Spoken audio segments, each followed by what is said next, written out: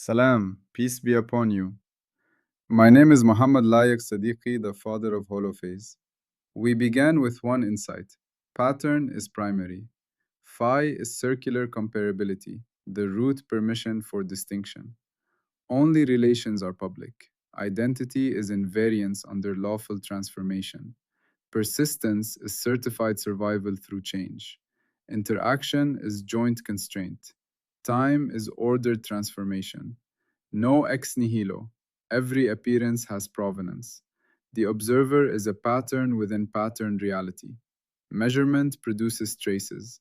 Memory stabilizes them. Models compress structure. Prediction narrows lawful futures. Learning updates structure while preserving identity. Intervention alters coupling. Computation transforms patterns under rules.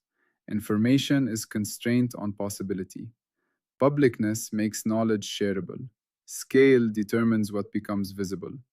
Coarse graining moves between scales with declared loss. Emergence reveals new patterns at new scales. Self modeling turns patterns toward themselves. Meaning is functional usefulness for other patterns. Symbols are stable proxies that carry meaning. Now we ask, how are symbols read? Part 48. Interpretation maps. How phi patterns are read across levels. 1. The new question. How are symbols read? We have learned that symbols are stable patterns that stand for other patterns under shared interpretive constraints. A wedding ring stands for commitment. A written word stands for a tree. A flag stands for a nation. But how does this standing for actually work? How does a reader get from the symbol to what it represents? This is the question of interpretation. Interpretation is the mapping from one pattern family to another, from symbol to meaning, from representation to represented, from proxy to target. It is not mere opinion. It is not arbitrary feeling. It is structured mapping constrained by stability. The mapping must be repeatable. Fidelity. Enough structure must be preserved for the intended use. Context. The mapping may depend on conditions. Declared constraints. The limits of the mapping must be explicit. Purpose. Interpretation serves some function. Interpretation is how we read, and like everything else in this framework, it must be disciplined. Part 48 installs this understanding. A simple everyday example, reading a map. You hold the map. It is covered with lines, colors, symbols, blue for water, green for forest, black for roads, red for highways. How do you read it? You do not guess. You do not feel your way. You apply an interpretive mapping. Blue lines stand for rivers, green areas stand for forests. The scale tells you distances. The legend tells you what each symbol means. This mapping is stable. The same symbols mean the same things across the whole map. It has fidelity. Enough structure is preserved for navigation. It depends on context. A map of a city is read differently than a map of hiking trails. Its limits are declared. The map's scale tells you what detail is omitted. It serves a purpose, to help you navigate. Reading a map is interpretation.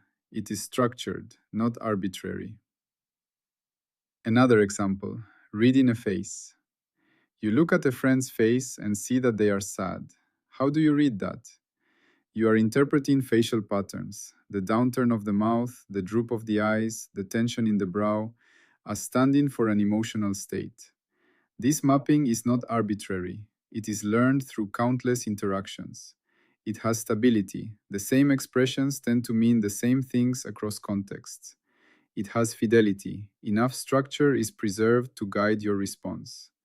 It depends on context. The same expression might mean something different if your friend is watching a sad movie versus receiving bad news.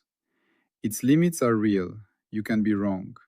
It serves a purpose to understand and respond to another person. Reading a face is interpretation. It is structured, not arbitrary. What interpretation is? Let us define interpretation clearly. Interpretation is lawful mapping between pattern families that preserves enough structure for a symbol or proxy pattern to be usefully read as another pattern. This means lawful mapping. There are rules, constraints, regularities that govern how the mapping works. Between pattern families, interpretation connects one kind of pattern, symbols, to another, what they stand for. Preserves enough structure. Not everything is preserved, but enough for the intended use. Usefully read. Interpretation serves a purpose: prediction, understanding, action, coordination. Interpretation is how we get from pattern to meaning. What interpretation is not? Because interpretation is often misunderstood, we must be clear about what it is not. Interpretation is not mere opinion. It is not whatever you feel like saying about a pattern. Interpretation is not arbitrary. It is constrained by stability, fidelity, context, and purpose. Interpretation is not uniquely determined in all cases. Multiple interpretations may be possible. That is not chaos, it is under constraint. Interpretation is not the pattern itself. The pattern exists independently. Interpretation is a relation between pattern and reader. Interpretation is not identity. It does not claim that symbol and target are the same. It claims that one can stand for the other under certain conditions. Interpretation is structured, constrained, and purposeful. Interpretation as mapping, not feeling. Here is a crucial shift. In everyday language, we often speak of interpretation as a feeling. My interpretation is that this poem means X. This makes interpretation sound subjective, personal, beyond dispute. But in phi pattern science, interpretation is not primarily a feeling, it is a mapping. A mapping can be studied, it can be tested, it can be compared, it can be improved, it can be shared. When a scientist interprets a graph, they are not expressing a feeling, they are applying a mapping from visual patterns to theoretical entities, from peaks to particle masses, from slopes to rates of change. When a doctor interprets an X-ray, they are not guessing. They are applying a mapping from shades of gray to anatomical structures, from anomalies to pathologies. When a musician interprets a score, they are applying a mapping from written notes to sounds, from dynamics to expression. Interpretation is mapping, not feeling. It can be done well or poorly. It can be taught and learned. It can be certified. An example, the thermometer reading. A thermometer reads 38 degrees Celsius. A doctor interprets this as fever, possible infection, need for further tests. This interpretation is a mapping from a number to a clinical state. It is not arbitrary. It is based on medical knowledge, on the behavior of the human body, on the calibration of the thermometer. The mapping has fidelity. The number correlates with body temperature. It has limits. A single reading does not diagnose the cause. It depends on context. 38 degrees in a healthy adult means something different than in a newborn. It serves a purpose, guiding treatment. The doctor's interpretation is structured, not subjective. Multiple interpretations and under constraint. Here is a point that often causes confusion. A pattern may support multiple lawful interpretations. This is not chaos. It is under constraint. The pattern alone does not determine its interpretation. The interpretive framework supplies additional structure. A famous example, a drawing that can be seen as either a duck or a rabbit. The same lines support both interpretations. Neither is wrong. They are both lawful under different interpretive frameworks. This does not mean anything goes. It means the pattern underdetermines the interpretation. Additional context, additional purpose, additional constraints are needed to choose. An example, the word bank. The word bank can be interpreted in multiple ways. Financial institution, side of a river, a maneuver in aviation, all are lawful interpretations. The pattern alone, the sequence of letters B, A, and K, does not determine which meaning applies. Context does. If you hear, I deposited money at the bank, the financial interpretation is supported. If you hear, the river overflowed its bank, the geographical interpretation applies. Multiple interpretations are possible. This is not a failure of language. It is a feature of how meaning works. Interpretive ambiguity. When multiple interpretations exist, we have interpretive ambiguity. Ambiguity is not randomness. It is a structure multiplicity. Ambiguity can be resolved by additional context. More information narrows the possibilities. Accepted as irreducible. Some patterns may genuinely support multiple interpretations, and we may not have the context to choose. Tracked as uncertainty. We can acknowledge that multiple interpretations are possible and assign degrees of confidence. Leverage for multiple uses. Poetry, art, and humor often exploit ambiguity to create richness. Interpretive ambiguity is not a problem to eliminate. It is a phenomenon to understand and manage. 11. An example, the smile. A smile can be interpreted in many ways. Genuine happiness, polite social gesture, nervous reaction, sarcasm, flirtation. The same pattern, upturned corners of the mouth, supports multiple interpretations. Context, relationship, cultural norms, and other cues help resolve the ambiguity. Sometimes ambiguity remains. You may not know whether someone's smile is genuine. That uncertainty is part of social life. 12. Interpretation quality. If multiple interpretations are possible, how do we judge which is better? Interpretation quality depends on several factors. Mapping stability. Does the mapping hold across repeated instances? An interpretation that works once but not again is low quality. Fidelity preservation. How much of the relevant structure is preserved? Does the interpretation capture what matters for the purpose? Context sensitivity. Does the interpretation appropriately account for context? Does it apply the right mapping in the right situation? Declared limits. Are the boundaries of the interpretation made explicit? Does it acknowledge where it stops working? Usefulness for purpose. Does the interpretation serve its intended function? Does it enable prediction, understanding, action, coordination? Better interpretations score higher on these criteria.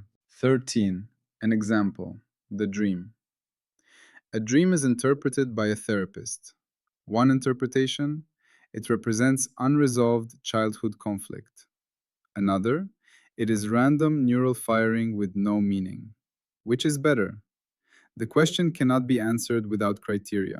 If the purpose is therapeutic change, the first interpretation may be more useful.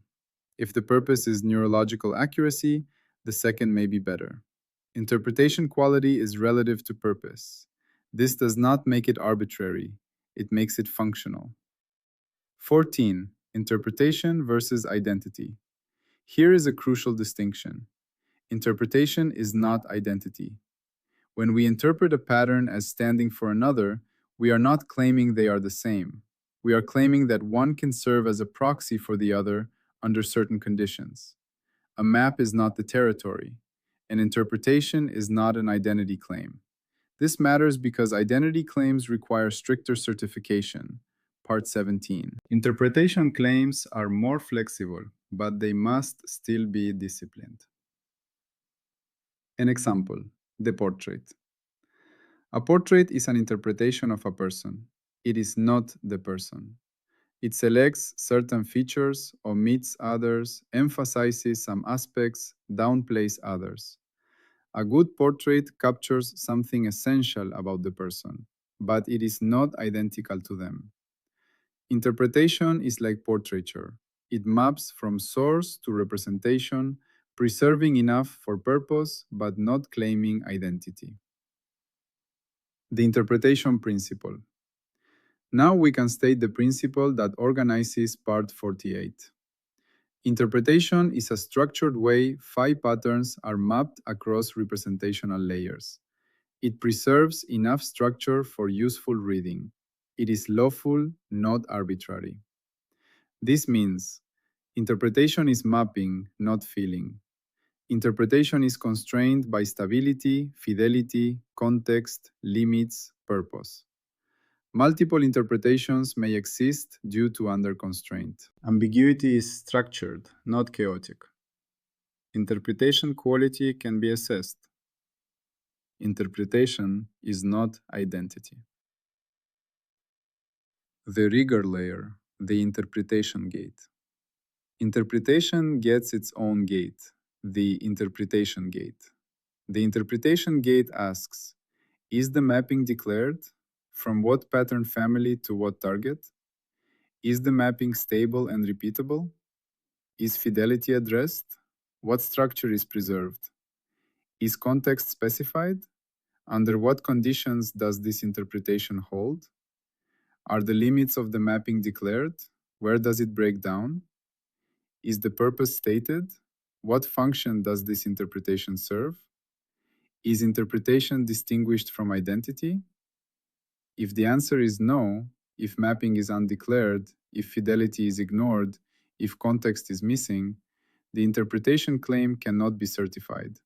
The interpretation gate requires mapping declaration, source and target pattern families, stability evidence, the mapping is repeatable, fidelity specification, what structure is preserved, context conditions, when the interpretation applies, limit declaration, where the interpretation fails, purpose statement, why this interpretation is useful, non-identity attestation, interpretation is not identity.